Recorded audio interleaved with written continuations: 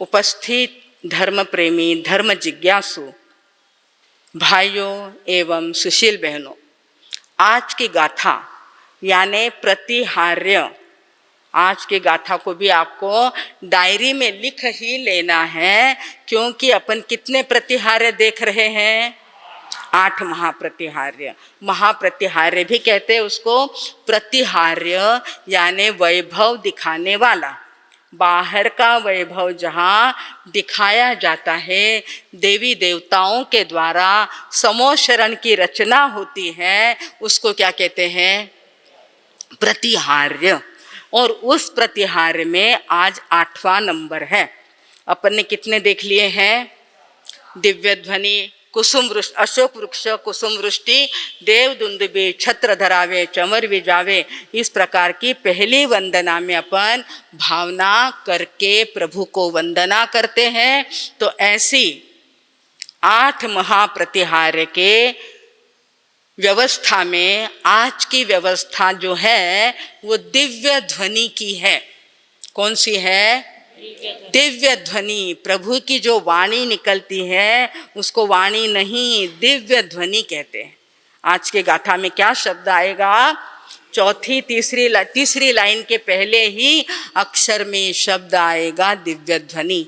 और वो जो समोशरण के अंदर प्रभु की वाणी निकलती नहीं, खिरती है। मन खिरने मतलब अपने आप निकलती है। और किसके लिए? अपने लिए नहीं, सिर्फ तीनों जगत के जीवों का कल्याण करने के लिए। याद रखिए भाई और बहनों, तो पहली लाइन अगर अपन देखने जाएं तो स्वर्गा पवर्ग गम मार्ग विमार्गणेष्ट। स्वर्गा पवर्ग जो स्वर्ग का मार्ग बताती है और अपवर्ग यानी निर्वाण का मार्ग दिखाती है। ख्याल में आ रही बात?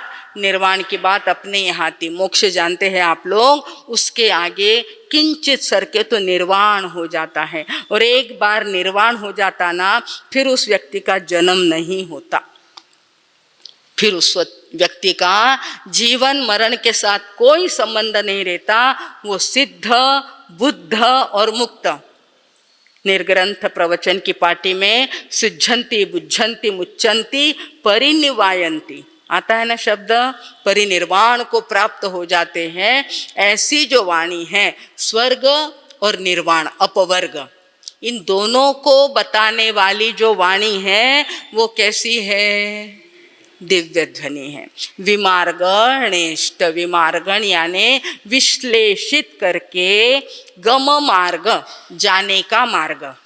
अब जैसे अपन छोटा सा विहार भी करते हैं तो रास्ता पूछना पड़ता है। अनोळखी गावाला जायचं असेल तर आपण काय विचारतो? भाऊ, हा या गावाचा रास्ता कुणीकडे आहे? तर ते लगेच तुम्हाला दाखवणार, डाव्या हाताला, उजव्या हाताला, लेफ्ट राइट वगैरह। ये मार्ग बताने का बड़ा महत्व होता है, याद रखना। उसको गाइड कहते हैं आप लोग। और अपने भारत के अंदर तो निश्चित रूप से ऐसे हेल्पर कुछ लोग होते हैं जिनको बताने में आनंद आता है। कुछ भी पूछ लो, भैया अमुक अमुक गांव का छोटा गांव है, अंदर जाना है, कैसे जाना, तो बराबर बता देते हैं। तो उस बात को क्या बताया? गम मार्ग विमार्गणेष्ट। गम मार्ग जाने का मार्ग, गम गच्छति कहते हैं। तो गम मार्ग यानी जाने का मार्ग, विमार्गण यानी बताना। विमार्गण यानी बताने के लिए प्रभु क्या करते हैं? सद्धर्म तत्व कथो। वाणी कैसी है? पहली बात तो बता दिया, मार्ग बताने वाली। कौन सा मार्ग? स्वर्ग का और अपवर्ग यानी निर्वाण का। ये दोनों मार्ग बताते हैं, क्योंकि उस वाणी के अंदर, दिव्य ध्वनि के अंदर ऐसा तत्व रहा हुआ होता है भाई और बहनों, 9 तत्व को दिखाने वाली होती है। वो वाणी कैसी है समझना आप लोगों को कष्ट जाएगा, क्योंकि पहले अध्ययन नहीं किया है, पहले अभ्यास नहीं किया है। परंतु उसमें क्या बताया? उसी गाथा के अंदर है सद्धर्म तत्व। तत्व शब्द आया ना, सत धर्म। ये धर्म कैसा है? सत चित आनंद, सदैव रहने वाला शाश्वत मार्ग है। ये कभी नाश होने वाला नहीं। ऐसे सत धर्म को, सम्यक धर्म को, सम्यक्त्व को क्षायिक सम्यक्त्व का मार्ग जो है ना बड़ा महत्वपूर्ण, अत्यंत महत्वपूर्ण और इम्पॉर्टेंट होता है सम्यक्त्व का मार्ग।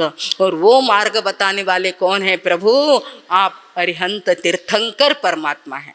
थोड़ा सा ध्यान में लीजिए तो ध्यान में आ जाएगा। सद्धर्म तत्व कथनैक पटु स्त्रीलोक्या, कथन करने के लिए, कथन करने के लिए। और एक मात्र कथनैक पटु यानी खिलाड़ी में आप जानते हैं ना, क्रिकेट पटु, अमुक पटु, तो पटु यानी क्या? एक्सपर्ट। उसके अंदर वो कैसे है? एकदम तरबेज। वो पटु यानी जो एक्सपर्ट हो जाते हैं, स्वयं ने अनुभव किया और फिर आपको कहा, सिर्फ उपदेश नहीं दिया, सिर्फ उपदेश नहीं दिया, स्वयं ने पहले उसका अनुभव किया है। इसीलिए केवली पणत्तम धम्मम शरणम, है कि नहीं? वो केवली प्ररूपित, जिसको केवल ज्ञान, केवल दर्शन ये प्राप्त हो गया है, उन्होंने उस मार्ग को प्राप्त कर लिया है, उन्होंने जो प्ररूपित किया है। अपने को प्रश्न आना चाहिए कि ऐसा क्यों कहते हैं? केवली प्ररूपित यानी क्या? जिनको केवल ज्ञान एकदम से जीवन के अंदर प्रत्यक्ष हो गया है, ऐसे केवल ज्ञान और केवल दर्शन के जो धारक होते हैं ना, उनको अनुभव आ गया है, मोक्ष मार्ग का अनुभव और कर्मों का अनुभव आ गया है, और वे अपने को मार्ग बताते हैं। यानी क्या हो गया बताइए आप? जिसको मालूम है वही तो बताएगा। हमको अगर मार्ग ही मालूम नहीं और बताने जाए तो वो क्या हो जाएगा? ढोंग हो जाएगा। परंतु यहाँ पर क्या बताया? धर्म भी कौन सा? केवली प्ररूपित दयामय धर्म। केवली प्ररूपित, केवली भगवंतों ने बताया हुआ जो मार्ग है ना, वो जो मार्ग, वो जो धर्म है, वो सत्य धर्म है। क्या है? सद्धर्म है भाई और बहनों। कप तो शब्द क्या आ गया? कथनैक, एक कथन, एक ही कथनैक, कपटु नहीं है। कथनैक पटु स्त्रीलोक्या। अच्छा, वो पटाई तो है, एक्सपर्ट तो है, फिर वो वाणी किस किस लोगों को सुनाने देते हैं? किसको? तीनों लोगों को। त्रिलोक्या शब्द क्या आया है इसमें? अपने को बहुत ध्यान देना। अपना जिन शासन जो है ना, वो शॉर्ट नहीं है। अमुक समाज के लिए और अमुक धर्म के लिए और अमुक पंथ के लिए हमने उसको वाड़ाबंदी कर दिया है। प्रभु ने कभी नहीं किया। कितनी बार आ गया, पहले भी आपको बताया। कल्याण मंदिर स्तोत्र, उत्तराध्ययन सूत्र, कितने भी शास्त्र ले लो, उसमें आता है सब जनों के लिए, सबके लिए, तीनों लोग के लिए। ये वाणी किसके लिए है? हाँ, प्राणी मात्र के लिए, मनुष्य मात्र के लिए भी नहीं। किसके लिए कहा? प्राणी मात्र, जो छोटे से छोटा प्राणी भी है ना, वो अपना कल्याण कर सकता है अगर वो प्रभु की वाणी, जिन वाणी आपने कई बार देखा होगा, आजकल आ जाता है तुम्हारे व्हाट्सएप के अंदर, तिर्यंच गति के प्राणी को भी नवकार मंत्र सुनाया जाता है, महामंत्र सुनाया जाता है। उसकी गति क्या हो जाती है? वो गलत गति में जा रहा है। उसको ज्ञान नहीं था, मालूमात नहीं थी, और हम उसको जाते जाते अगर नवकार मंत्र सुना देते, नवकार का पानी उसको छिड़क देते, पिला देते, तो उसकी गति क्या होती है? यानी तिर्यंच गति के प्राणी को भी ये वाणी कैसी है? कल्याणकारी है।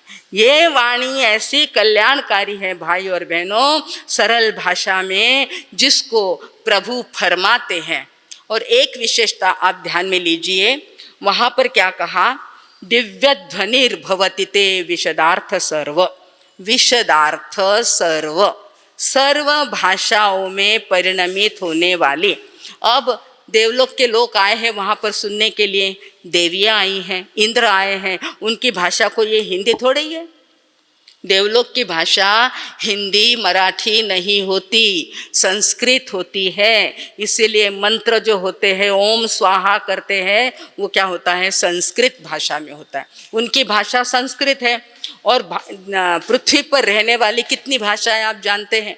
इन सारी की सारी भाषाओं में प्रभु की वाणी परिणमित होती है। उसमें उसको समझ जाता है। अगर कोई मराठी आदमी जाएगा तो भी उसको समझ जाएगा आत्मा का कल्याण। तेलुगु में जाएगा, कन्नड़ में जाएगा, और किसी भी वाणी भाषा का व्यक्ति, क्योंकि क्या लिखा है, विशदार्थ सर्व भाषा स्वभाव परिणाम, सर्व भाषा परिणाम गुणैहि प्रयोज्य।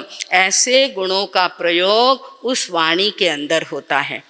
आपको अगर साइंस की भाषा में कहे ना तो UNO ऐसी जो एक संस्था है, संस्था का नाम क्या है, UNO, उसके अंदर ऐसी चेयर लगी हुई होती है जहाँ हम लोग भारत के अंदर ही महाबलेश्वर और पंचगनी के बीच में वो भवन था, बड़े मार साहब और हम लोग गए थे वहाँ पर। उस चेयर पे बैठो और सभापति अगर बोल रहा है तो आपको अपनी भाषा में अनुवाद सुनने में आता है। बात ख्याल में लीजिए, इसलिए समझा रहे हैं कि अपने को क्या हो जाता है, विश्वास बैठे कि नहीं बैठे, क्या मालूम क्या लिखा है, कभी नहीं। जिन शासन जिन धर्म साइंस के साथ जुड़ा हुआ है। हम लोगों ने जब सुना था उस समय 5 देश की भाषाओं को समझने की सुविधा वहाँ पर लगी हुई थी।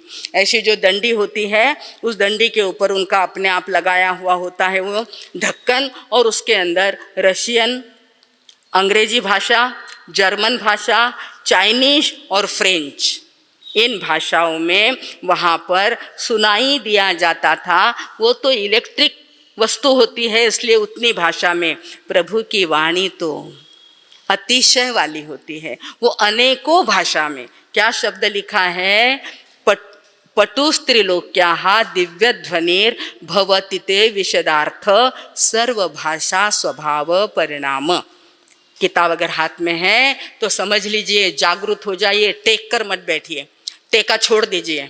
सभी लोग क्या करो, टेका छोड़ दो। उस लड़के का भी, चोपड़ा जो बैठा है उसको कहो कि थोड़ा आगे सरक के बैठे, एकदम जागरूक होकर सुनना है। ये समय व्यर्थ गंवाने के लिए नहीं है, बड़ा महत्वपूर्ण मूल्यवान समय है, तो जागरूक होकर के आपको सुनाना है। और बड़ी मेहनत से हम लोग सुना रहे हैं, इसलिए क्या कहा, 5 भाषाओं में सुनने का व्यवस्था जो है वो तो यहाँ पर है भारत के अंदर, पर प्रभु के पास जो समूह शरण के अंदर निकलने वाली और खिरने वाली जो वाणी है, प्रभु क्या होते हैं, ध्यान में बैठ जाते हैं और सबके कल्याण की कामना करते हैं।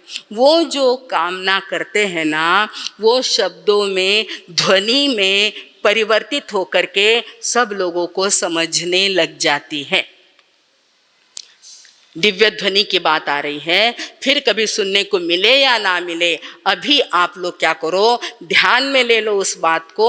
ये वाणी जो निकलती, पहली बात तो अर्धमागधी भाषा में अपना शास्त्र होता है। अपने जितने भी 32 को या 45 को, वे सारे के सारे आगम कैसे हैं, सरल भाषा। भगवान महावीर ने उस समय सोचा था कि सामान्य जनता को, मगध देश के थे इसीलिए अर्धमागधी मागधी भाषा थी, तो वहाँ पर जो भाषा बोलचाल की भाषा थी, अपन यहाँ आ गए महाराष्ट्र में तो मराठी बोल लेते हैं, उस समय की जो बोलचाल की भाषा थी वो मागधी भाषा थी, मगध की भाषा मागधी भाषा। और उस भाषा के अंदर प्रभु ने उपदेश दिया, प्रभु ने सब लोगों के लिए ज्ञान की बात बताई कि हे जीव, अहासुहम देवानुप्रिय, तू कैसा है, देवानुप्रिय है। और देवानुप्रिय होते हुए तू क्या कर, अपनी आत्मा का कल्याण कर। अब तेरे को 84 लक्ष योनि में भटकने की जरूरत नहीं है, ऐसा भाव उस वाणी के अंदर आता है। जो जीव रखड़ता है, नरक में, तिर्यंच गति में जाता है, प्रभु को दया आ जाती है, उनके ऊपर क्या आती है, दया आ जाती है। उनकी रक्षा करने के लिए ये वाणी क्या होती है, दिव्य ध्वनि कहलाती है। उन सब की रक्षा करने के लिए, त्रैलोक्य के जो लोक में जीव रहने वाले हैं, उन सब की रक्षा करने के लिए और तत्व को बताने के लिए। सद्धर्म तत्व कथने, तत्व यानी क्या, बोलिए साहब, सब लोग बैठे इसलिए मुझे बार बार कहना पड़ता है। तत्व यानी कौन से तत्व, जीव तत्व, अजीव तत्व। आया ना? अपने यहाँ ठोकरे में आता है, अर्थ देखना पड़ता है, भावार्थ जानना पड़ता है। अपन ने क्या किया, निमित्त लिया भक्तामर का, परंतु उसके अंदर भी अपन क्या कर रहे हैं, सारी बातों को ग्रहण कर रहे हैं। तो यहाँ पर क्या कहा, जीव अजीव, पुण्य पाप, आश्रव संवर, निर्जरा बंध और मोक्ष, ये तत्व की बातें। फिर पंच महाव्रत, 12 अनुव्रत, ये तत्व की बातें हैं। इसलिए उन्होंने क्या कहा, सद्धर्म तत्व, शब्द क्या आया, तत्व। तो उस तत्व को कहते, कौन से तत्व को, सत्य धर्म, जो कायम स्वरूपी है, कभी बदलने वाला नहीं। आरे बदल जाएंगे, पंचम आरा से फिर वापिस पहला, दूसरा, तीसरा, चौथा आरा आएगा, परंतु ये तत्व कैसे रहेंगे, शाश्वत रहेंगे। कौन से, जीव अजीव पुण्य पाप, ये तत्व क्या है, कायम रहने वाले हैं। इसीलिए इसको क्या कहा है, सद्धर्म तत्व कथनई कपटुस्त्रिलोक्या। और फिर क्या कहा भैया आगे, भाषा, सर्व भाषा स्वभाव परिणाम गुणई प्रयोज्य। दूसरी एक बात ऐसी है कि ये वाणी जो निकलती है ना प्रभु की, मन में इतनी करुणा, इतनी दया, किसके प्रति, हम लोगों के प्रति इतनी दया कि ऐसे ऐसे मार्ग उन्होंने बता दिए हैं, वो करुणा के वश बताए हैं। और जितने भी अपने आगम है, शास्त्र है, वो गेय, गेय यानी गाने योग्य है। कैसे है, गाने जैसे, काव्य है ना, आप पूरा उत्तराध्ययन सूत्र लीजिए, दोहे आते ना, गाथाएं आती है उसके अंदर, यानी उसको गा सकते हैं। ठीक है, गद्य और पद्य दो होता है, प्रोज एंड पोएट्री, पोएम। तो ये अपने जो आगम जो है, अधिकांश आगम अपने गेय है, गाने जैसे, और उसका राग भी है। इसीलिए आपको कहते हैं ना, सब साइंटिफिक है, अपने यहाँ मालकौंस राग में होते हैं। कौन सी राग बड़ी प्यारी होती है, और मालकौंस राग के अंदर पूरे आगम की रचना हुई है, गणधरों के द्वारा आचार्यों में, और आचार्यों के द्वारा साधु संतों के पास ये वाणी प्रवाहित होकर के आई है। तो ये वाणी जो है, दिव्य ध्वनि जो है, मालकौंस राग में निकलती है, अपने आप निकलती है। तो वे स्वर कान पर पड़ते हैं, तो बड़ी प्यारी राग जो है वो मालकौंस राग है। सबसे प्रथम राग कौन सी है, मालकौंस। आपकी जानकारी के लिए इसको बताते हैं, ये मालकौंस राग में आगमों का निर्माण हुआ है। अपने को समझने के लिए, अपने को गाने के लिए भाई और बहनों, ये क्या है, वाणी निकलती है। अब इसका फायदा क्या होता है, इस वाणी को सुनने का, आगम को सुनने का। अब आपके पास आएगा उत्तराध्ययन सूत्र, दिवाली के अंदर किसका वाचन होगा, किताबें अपने पास रख लेना, कितने प्रवचन चल रहे हैं उसके ऊपर, अलग अलग क्षेत्र के अंदर, गुजराती, मारवाड़ी, मराठी, सब लोग क्या करते, इन आगमों को पढ़ते हैं, उसका अर्थ करते, किताबें ले लेकर मंदिरों में बैठ जाते हैं, उनके आगे टेबल रहते हैं, और वे क्या करते, उसका स्वाध्याय करते हैं। तो अपने यहाँ भी ये स्वाध्याय होने वाली है, उत्तराध्ययन सूत्र की स्वाध्याय यहाँ पर होने वाली है भाई और बहनों। वो वाणी किसकी आई हुई है, वो गंगा का प्रवाह, जिनवाणी की गंगा जो है वो प्रवाहित होते होते होते अपने को बड़े भाग्य से मिल गई है। तो ये जो वाणी है भाई और बहनों, अनादिकालीन। फायदा क्या इसका, तो कहते हैं जो अपने पास मिथ्यात्व पड़ा है ना, कौन से हैं, तो एक तो है अनादिकालीन वासना यानी इच्छा, अभिलाषा, अनादिकालीन मिथ्यात्व, अविरति, प्रमाद, कषाय, अशुभ योग, ये पांचों बातें तो अपने पास कम ज़्यादा प्रमाण में पड़ी है कि नहीं। हम चाहे जितने यहाँ पर बैठ जाएं, परंतु इन पांचों बातों का कुछ न कुछ अंश अपने पास है, और संसारियों के पास तो निश्चित रूप से होता है मिथ्यात्व, कषाय। मिथ्यात्व किसको कहते मालूम है क्या, जो बात सच नहीं है उसको सच मान लेना, जो बात सच नहीं है। अब शरीर जो है वो कायम स्वरूप पे रहने वाला है क्या, परंतु अपन क्या मान लेते हैं, कांतिलाल, शांतिलाल, मदनलाल, ये नाम इस शरीर के साथ जुड़े हैं, पर शरीर रहने वाला नष्ट होने वाला है, परंतु अपन क्या मान लेते हैं, मेरा शरीर कायम स्वरूपी है। ये क्या हो गया, मिथ्यात्व हो गया। आया ध्यान में, फक्त कुदेव कु गुरु को कुधर्म को नहीं मानना यानी मिथ्यात्व इतना ही नहीं है, बहुत आगे चलकर धर्म को अधर्म कहे तो मिथ्यात्व और अधर्म को धर्म, जीव को अजीव कहे तो और अजीव को जीव कहे तो मिथ्यात्व भाई और बहनों। इसलिए उसका अभ्यास बहुत बहुत जरूरी है। इस मिथ्यात्व के अंदर हमारा जीव, हमारी आत्मा अनादिकाल से रखड़ती आई है। भगवान की वाणी कहती है कि अब भी क्या कर, समय है, निराश होने की जरूरत नहीं है, अब भी समय है। और सद्धर्म के प्रति तू क्या कर, जागृत हो जा, अपने आत्म धर्म को तू जान ले, उसमें कर्म कैसे लगते हैं। और कर्म अगर लग गए हैं, पहले बात तो कर्म बंद होना ही नहीं चाहिए, इसीलिए तो सारे व्रत का यहाँ पर निरूपण किया है। और अगर जानते अजानते कोई कर्म लग भी गए हैं तो उसकी अपने को क्या करनी है, निर्जरा करनी। ये मार्ग बड़ा प्यारा और बड़ा सुंदर है। इस निर्जरा के मार्ग को अगर अपन अपनाते हैं तो उसको भी प्रभु ने बड़े सरल मार्ग से बताया है।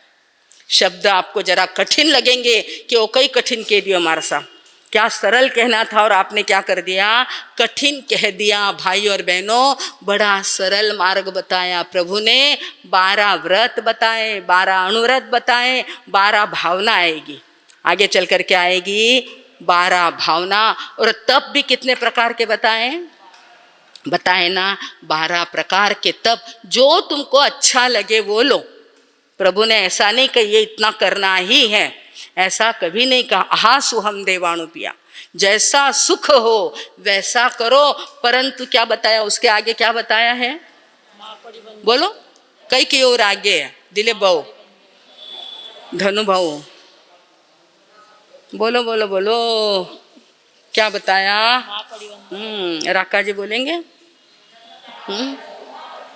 माँ परिबंधक करे ह। क्या शब्द आया, आहा सुहम देवाणु पिया, माँ परिबंधक करी ह। जैसा सुख हो वैसा करो, परंतु कार्य करने में विलंब।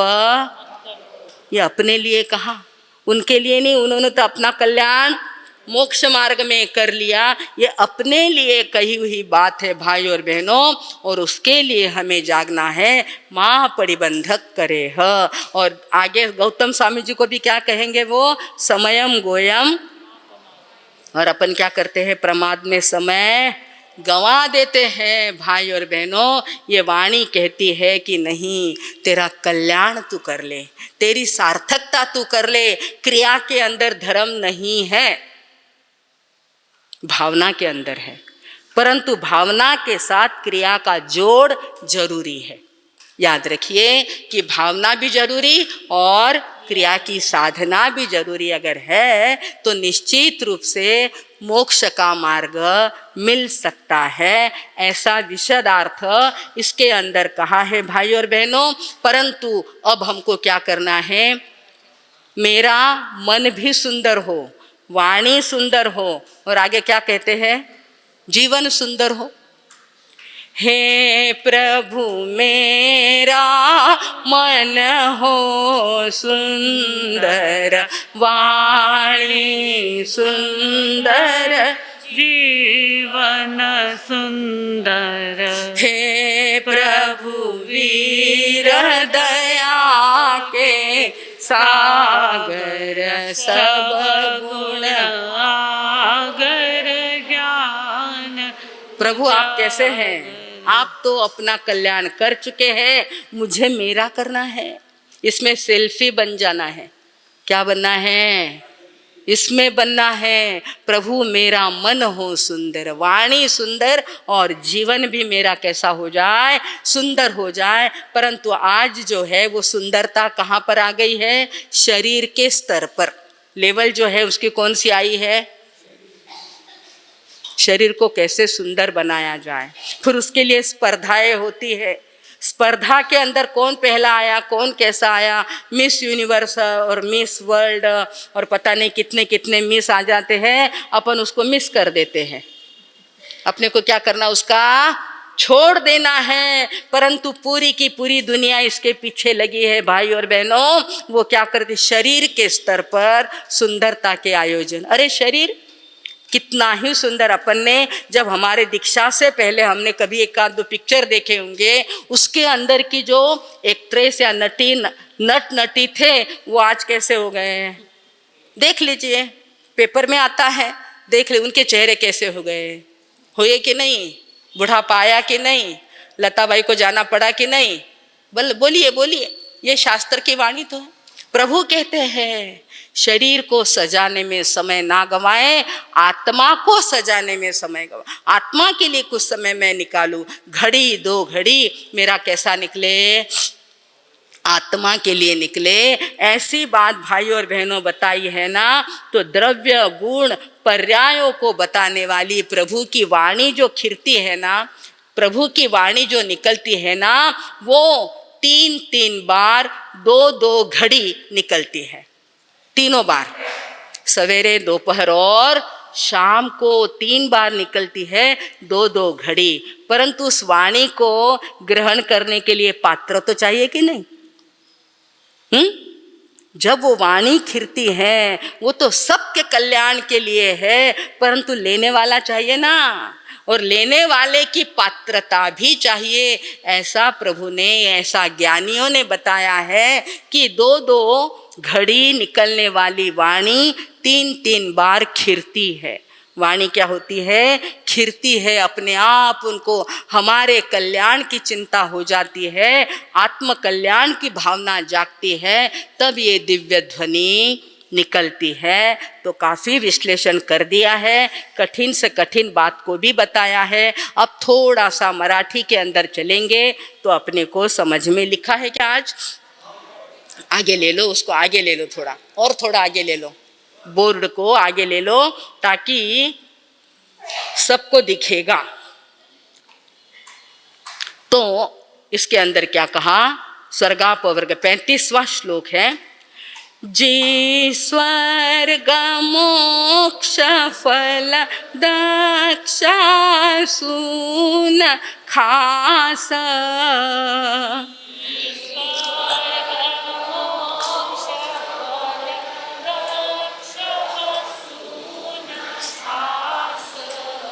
सद्धर्म तत्व कथिते भुवन त्रयास,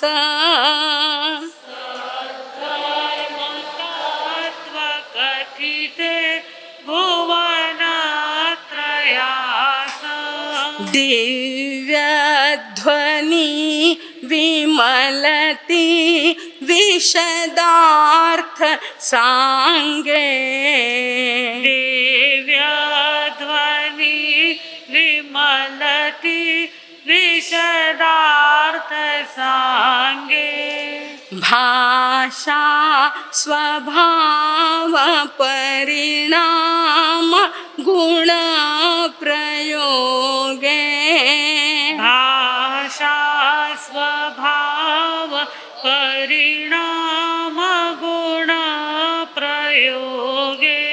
हे परमेश्वरा, आपली दिव्य ध्वनी संसारी जीवांची कल्याण करणारी आहे, स्वर्ग आणि मोक्षाचा रस्ता दाखविणारी आहे।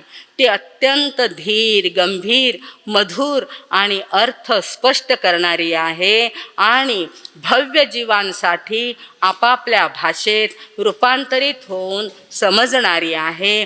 ती संसारातील प्राणी मात्रांना धर्माचे अर्थ करून समजणारी अशी वाणी, अशी दिव्य ध्वनी आपल्याला ऐकायला मिळते आहे। म्हणून आपण अतिशय भाग्यवंत आहोत। बंधुओं, भाइयों और बहनों, इस प्रकार आप अवश्य भक्तामर का पठन करेंगे, उसका अर्थ मनन करेंगे और अपने जीवन को उस मार्ग पर ले जाने का पुरुषार्थ करेंगे। तो देखते ही देखते आपका यह जन्म तो सुधर ही जाएगा, आने वाले जीवन के अंदर भी आपको सुख और शांति मिलेगी। इसी शुभ मंगल की कामना में अब मैं विराम लेती हूँ।